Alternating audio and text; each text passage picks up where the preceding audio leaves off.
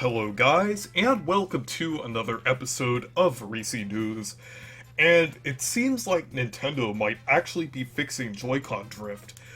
It goes a little deeper than that, but basically, Nintendo has been starting to put these foam things into the Joy-Cons. It was recently discovered by Spawnwave with the new Zelda Joy-Cons that came out with Skyward Sword HD. And it actually seems like they've been doing this for a couple years, because he found another Joy-Con that had this. But it's interesting, because it was actually recently discovered that, like, Joy-Con drift could actually be fixed with pressure, with that one video about how to solve Joy-Con drift and everything. And this is pretty interesting that this came out just, like, a couple weeks later. And there's a possibility that this is just a temporary fix, and Nintendo's actually looking into fixing Joy-Con drift. It actually gives me a little hope, because Nintendo did say in the past that they didn't really care about Joy-Con drift, or kind of avoided discussions about it. So I did have a feeling that there probably was development, or there probably were people on the hardware team actually looking into Joy-Con drift and everything at Nintendo.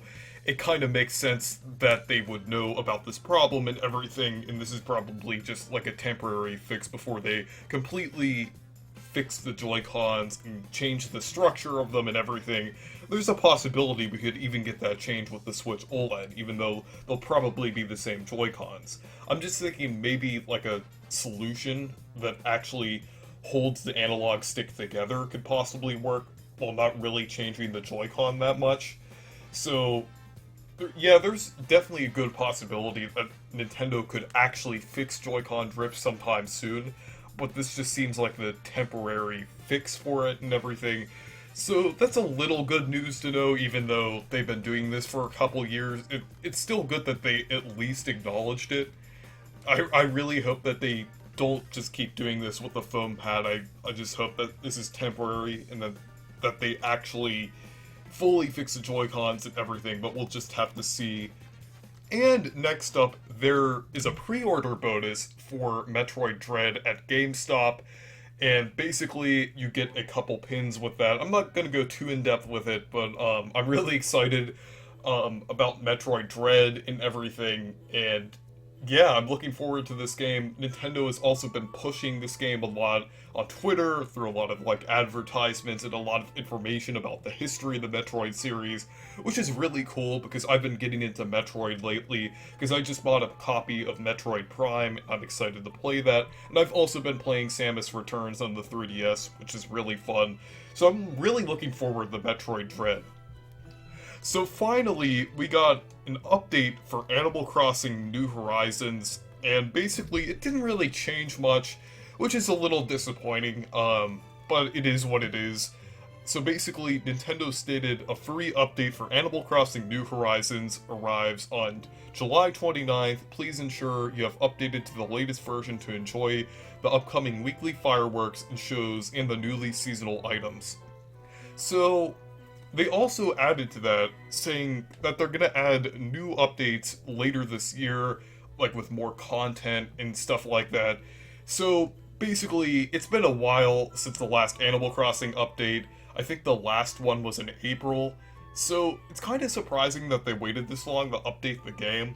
I've been watching a lot of Animal Crossing YouTubers lately, and I think it's because whenever the events end, that's when they do a new update, because basically I think the updates were scheduled up until the end of July for the April update. That's why they decided to update the game now. So I think the events in this update go up until September. So there's a possibility we can get an Animal Crossing update in September. That kind of makes sense since there's probably going to be a Nintendo Direct around that time. And September kind of seems like that time maybe to like upgrade some things in the game.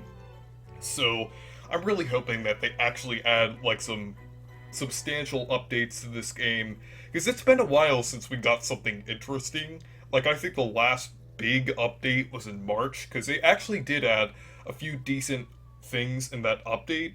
Like they did have the Mario update that was a little before, but then they also had the year anniversary of New Horizons, which added like new customization options and a few other things. So I'm looking forward to a bigger update for Animal Crossing New Horizons. I have a feeling like these older updates were developed when Nintendo didn't really know it was going to be this popular, but now there's kind of a gap because one, the pandemic, and two, probably because they didn't know that this game was going to be so successful, so they're just developing the content that's going to be in those updates now. So we'll just have to see in the future. But this update's kind of disappointing. At least it will kind of add like a few new things, make like the fireworks shows a little better, because the fireworks shows were pretty fun, and I might do a live stream of that. So anyways, thank you guys for watching this video. Make sure to leave a like and subscribe for more, and make sure to check out my Discord server and Twitter if you want to.